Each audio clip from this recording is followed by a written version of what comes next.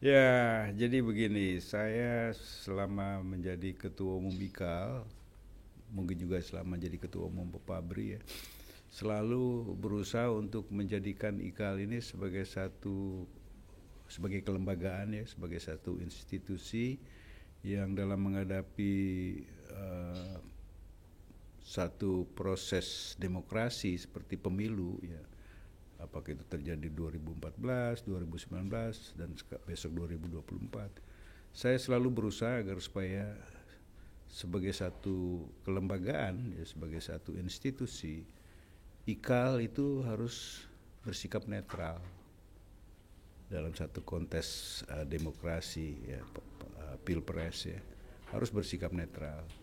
Tetapi karena sebagai individu ya, kalau sebagai kelembagaan bersikap netral, sebagai individu kita punya hak memilih ya. Jadi saya selalu menekankan bahwa sebagai institusi kita netral, tapi sebagai individu kita punya hak memilih. Saya beri kebebasan untuk memilih, gitu loh ya. Jadi saya tidak ingin kalau saya dalam situasi seperti sekarang ini ya, karena saya dimasukkan dalam tim apa kemenangan dari Pak Prabowo ya, sudah diumumkan, maka tidak baik kalau saya masih tetap memegang sebagai ketua umum IKAL. Saya tidak ingin mempengaruhi atau menyebabkan kerancuan di kalangan para anggota IKAL. Nah, saya tetap ingin mereka punya keleluasaan untuk bebas memilih. Oleh karenanya saya nyatakan ya, sementara saya berada di dalam tim pemenangannya Pak Prabowo ya, dalam proses pemilu ini, pilpres ini, saya sementara cuti dan saya tetapkan, saya minta kesediaan untuk Waketum 1 Pak Mustafa Abu Bakar untuk menjadi PLT, gitu loh. Itu mengapa saya kemudian uh, mengajukan cuti ya. Karena untuk menjaga marwah IKAL ini yang dari mulai pemilu sebelumnya, kemarin sama besok, itu harus tetap bersikap netral.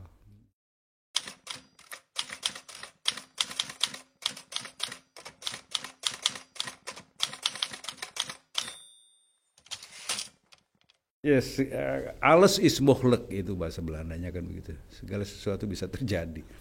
Jadi harapan itu memang dari orang-orang ya, dari mereka yang betul-betul uh, khawatir ya kalau sampai terjadi 2 periode itu makan biaya lebih besar lagi dan akan mengundang banyak-banyak kerawanan ya.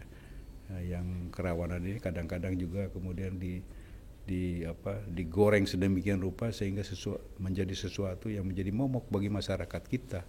Itu yang mereka khawatirkan. Jadi keinginan bahwa satu putaran itu ada sesuatu yang logis ya. Tetapi soal mungkinkah itu, ya itu soal sesuatu yang mari kita lihat ya. Prediksi saya ya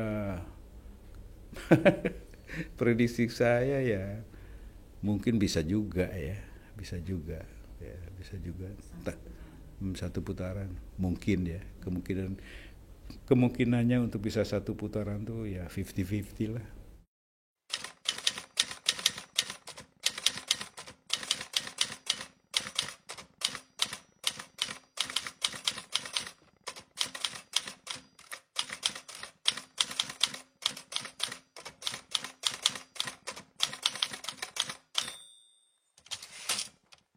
Ya saya melihat ya, kita melihat generasi muda sekarang, kita sekarang ini itu mereka lebih lebih dalam pengetahuan ya, dengan perkembangan ilmu dan teknologi yang begitu pesat sekarang ini, mereka itu lebih menguasai ya. Katakanlah gambarannya begini, saya diskusi sama cucu saya, yang satu perempuan umurnya 16 tahun kelas 2 SMA, yang satu laki-laki 13 tahun kelas 2 SMP. Saya berdiskusi sama mereka berdua itu, saya merasakan ya betapa mereka itu jauh lebih menguasai daripada saya, jadi lebih dewasa. Nah, saya harapkan juga dalam melihat perkembangan bangsa dan negara ini, mereka lebih lebih bisa bisa lebih bisa bersikap dewasa. Ya. Mereka kan masa depan tuh milik generasi muda. Ya. Ya, mereka diharapkan punya idealisme. Ya, idealisme itu adalah satu jiwa sikap ya yang selalu protes kalau melihat segala sesuatu yang tidak benar. Itu jiwa sikap idealis itu harus seperti itu, dan itu ada pada mereka. Ya. Yang tidak benar. Dan tentunya kita harapkan sifat mereka ini yang idealis ini harus konsisten. Ya, ketika dia nanti tampil pada saatnya nanti, yang tidak benar, yang tidak baik, yang mereka selalu kritik, ya itu jangan dilakukan oleh mereka. Nah, itu generasi muda kita akan seperti itu, saya yakin sekali.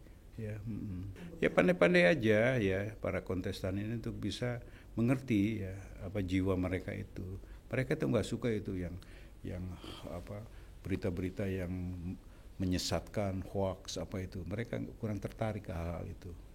Ya, janganlah kita menggoreng sesuatu masalah yang disuguhkan kepada mereka. Ya itu akan tidak, mereka akan daya tolaknya cukup kuat ya. Mereka lebih dewasa dalam menilai ya situasi, ya, dalam menilai mana yang benar, mana yang salah. Ya. Mereka lebih dewasa.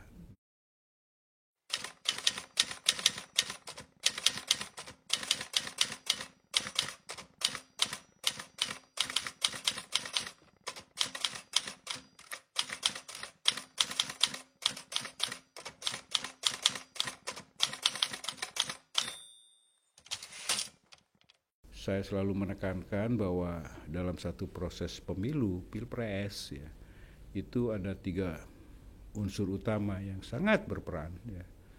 Yang pertama, unsur utama yang pertama adalah partai politik. Mengapa? Karena rekrutmen kepemimpinan itu dilakukan oleh partai politik. Kaderisasi kepemimpinan itu dilakukan oleh partai politik. Ya. Jadi kita IKAL tidak bisa ikut campur, itu urusan mereka. Ya, dalam mencari pemimpin ke depan ini, apakah mau pakai koalisi apa, koalisi bagaimana, itu urusan mereka, bukan urusan IKAL. Ya, kita hanya bisa berharap dan berdoa. Mudah-mudahan partai politik ini dalam menentukan siapa kader yang akan dikedepankannya itu lebih dewasa dalam menilainya. Ya. Lebih bisa membaca aspirasi rakyat, gitu kan. Mungkin kalau dulu ada istilah terbaik untuk rakyat itulah yang terbaik untuk ABRI, gitu kan. Nah sekarang diharapkan yang terbaik untuk rakyat itulah yang terbaik untuk partai. Ya seperti itulah sikap partai dalam menentukan siapa kader yang akan dikedepankannya. Itu urusan mereka, kita nggak bisa ikut campur. Unsur kedua yang teramat berperan dalam proses pemilu ini adalah KPU. Ya, karena pemilu itu dilaksanakan oleh KPU berdasarkan undang-undang. Terhadap KPU pun kita IKAL nggak bisa ikut campur. Itu urusan mereka. Ya mau pakai terbuka, tertutup, pakai sistem apa, pakai peraturan apa, itu KPU yang menentukan ya. Kita hanya bisa berharap dan berdoa. Ya, mudah-mudahan KPU ini bisa lebih profesional dalam melaksanakan tugasnya. KPU ini bisa lebih netral, tidak berpihak dalam proses pemilihan ini. Gitu, ya. Itu harapan doa kita kepada KPU. Jangan terjadi seperti, mohon maaf ya, yang lalu-lalu, terutama di KPUD. Banyak sekali KPUD yang berpihak kepada salah satu calon. Itu terjadi itu, ya. Itu jangan lagi deh. Ya, itu doa dan harapan kita. Unsur ketiga yang teramat berperan dalam proses pemilu ini adalah rakyat pemilih. Nah, rakyat pemilih ini terhadap mereka ini kita IKAL, ya, kita semua ya, punya kewajiban moral. Untuk apa? Untuk mengedukasi mereka. Untuk apa? Untuk dewasa dalam berdemokrasi, bersikap dewasa dalam berdemokrasi.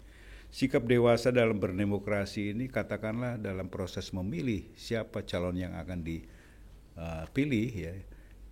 Tolonglah ya, kita belajar dari pengalaman yang lalu yang namanya terjadi money politik dan lain sebagainya. Itu coba kita tinggalkan itu. Ya. Jangan karena kenikmatan sesaat kita terus memilih orang tersebut, ya. Katakanlah karena uang, karena sembako. Kita harus bisa dewasa menilai siapa calon pemimpin yang bisa membawa bangsa ini selama 5 tahun ke depan lebih baik, lebih maju lagi. Jangan karena emosi yang sesaat, ya, itu. Dan yang kedua, sikap dewasa kedua yang harus kita ajarkan kepada mereka adalah edukasikan kepada rakyat pemilih adalah untuk katakanlah dalam proses pilpres ini terjadi polarisasi. Itu wajar, ya, wajar. Polarisasi itu sesuatu yang wajar. Yang tidak wajar adalah kalau salah satu calon 100%, satu calon lain 0%, itu tidak wajar. Nah, polarisasi harus kita anggap sesuatu yang wajar dalam proses pemilu ini. Beda memilih itu berarti beda memilih itu ada sesuatu yang wajar. Tetapi di sikap dewasa inilah yang harus kita edukasikan kepada masyarakat. Apa itu? Perbedaan memilih ini sifatnya sementara. Perbedaan memilih ini akan berakhir dan harus berakhir ketika pilpres selesai. Begitu pilpres selesai tidak ada lagi perbedaan di antara kita. Bersatu lagi kita. Hormati apapun yang menjadi keputusan demokrasi. Itulah sikap dewasa, ya. Jadi saya harapkan untuk menciptakan pemilu yang lebih tertib, lebih kondusif, lebih demokratis di 2024 ini, semua pasangan calon dengan para pendukungnya harus siap mental, ya. Siap mental berusaha untuk memenangkan kontestasi ini, tetapi juga harus mau menerima kenyataan. Ya, kenyataan. Ya, kemenangan diterima dengan rasa syukur, rasa bangga, rasa bahagia, ya. Tapi kekalahan pun harus diterima dengan lapang dada, dengan tawakal, ya, dengan jiwa besar, gitu loh. Jadi nanti kalau dalam proses pemilu 2024 ini katakanlah salah satu pasangan calon terpilih, maka pasangan calon lain yang kalah, ya, mulai dari pasangan calonnya sampai kepada pendukungnya, tim suksesnya harus mau menerima kenyataan itu. Berikan penghormatan kepada yang memenangkan, ya, gitu. Demikian juga kalau yang menang lain harus seperti itu. Ya, harus berjiwa besar untuk mau menerima kenyataan, realita politik, keputusan demokrasi. Alangkah cantiknya kalau kita berjiwa bersikap seperti itu dalam menghadapi Pilpres 2024, ya. Karena saya lihat semua calon bagus, ya, semua pasang calon itu bagus, ya. Jadi kita harapkan siapapun nanti yang terpilih, ya, bisa membawa bangsa ini menuju ke arah bangsa yang lebih besar, ya, bangsa yang maju, gitu kan. Begitulah kira-kira, ya.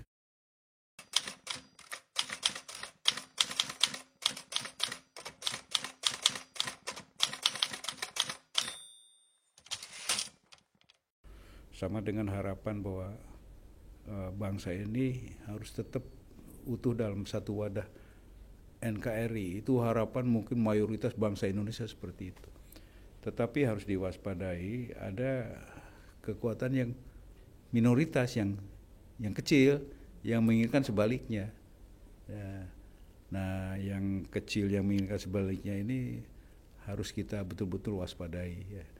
Jangan kita mudah termakan oleh isu-isu yang dilemparkan oleh mereka itu, yang berusaha untuk menggagalkan. Kalau kita mayoritas ingin pemilu ini kan aman, sukses, demokratis, kondusif, ya, itu mayoritas akan begitu. Tetapi saya katakan ada yang kekuatan kecil, ya, di tengah masyarakat kita yang berkeinginan lain, ingin kacau, nah ini waspada terhadap kelakuan mereka inilah. Dan kelakuan mereka tuh apa yang dilakukan mereka ini memang betul-betul memanfaatkan perkembangan situasi pasca reformasi. Salah satunya adalah kalau kita lihat buah dari satu reformasi ini adalah mengenai masalah kebebasan. Ya, terjadi kebebasan yang teramat bebas. Ya. Sebenarnya kebebasan yang teramat bebas ini harusnya kita nikmati bersama. Bangsa ini harus menikmati bersama. Tetapi tentunya dengan catatan kita harus pandai memanage kebebasan ini. Jangan berkembang menjadi sesuatu yang liar. Ya, kalau kebebasan ini berkembang menjadi sesuatu yang liar, mana pada gilirannya akan menjadi ancaman terhadap persatuan dan kesatuan bangsa. Dan upaya untuk dikembangkan menjadi liar ini dilakukan oleh kelompok tadi, ya, kelompok yang harus kita waspadai ini. Ya. Tapi saya yakin mayoritas bangsa Indonesia sangat mendambakan pemilu berjalan dengan lancar, aman, tertib, demokratis, kondusif. Ya. Bangsa Indonesia diharapkan tetap utuh dalam wadah NKRI. Itu mayoritas seperti itu.